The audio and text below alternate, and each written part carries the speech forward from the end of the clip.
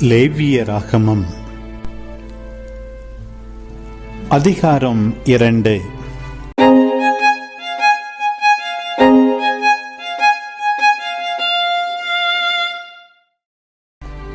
ஒருவர் ஆண்டவருக்கு நேர்ச்சையாக உணவு படையல் செய்ய வந்தால் அவர் படையல் மெல்லிய மாவாயிருக்கட்டும். அவர் அதன் மேல் எண்ணெய் வார்த்து சாம்பிராணி பொடி தூவி அதை ஆரோனின் புதல்வராகிய குருக்களிடம் கொண்டு வருவார். குரு அந்த எண்ணெய் சாம்பிராணி கலந்த அந்த மாவில் கை நிறைய எடுப்பார். நினைவு படையலாக அதை குரு பலிபீடத்தின் மேல் எரிப்பார். இது ஆண்டவர் விரும்பும் நறுமணமிக்க நெருப்பு பலியாகும். உணவு படையலில் எஞ்சியது ஆரோனுக்கும் அவன் புதல்வருக்கும் உரியது.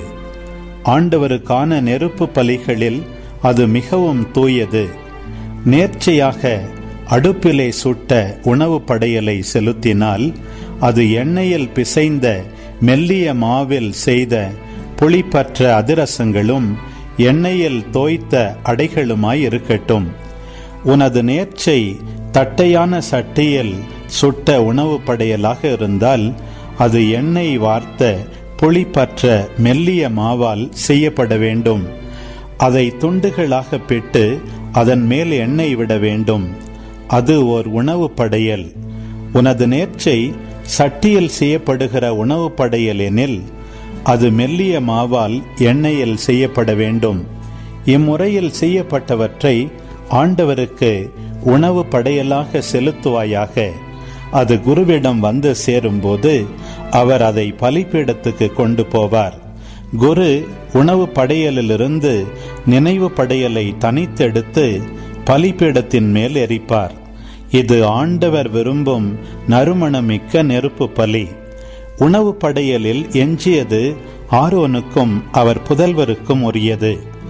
ஆண்டவருக்கான நெருப்பு பலிகளில் இது மிகவும் தூயது. ஆண்டவருக்கு செலுத்தும் உணவு படையல் எதுவும் புளிப்பேறியதாய் செய்யப்படலாகாது. புளிக்காரம், தேன் எதையுமே ஆண்டவருக்கு நெருப்பு பலியாக்க வேண்டாம்.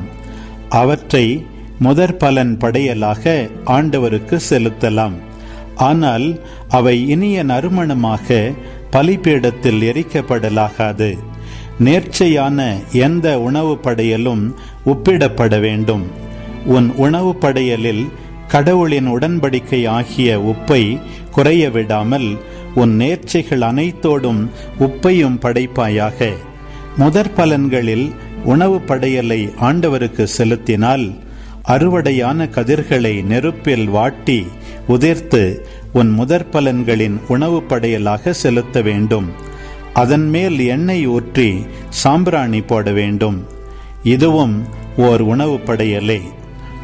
உதிர்க்கப்பட்டவற்றிலும் எண்ணெயிலும் இருந்து நினைவு படையலுக்கான பகுதியை குரு எடுத்து சாம்பிராணியோடு எரித்து விடுவார்.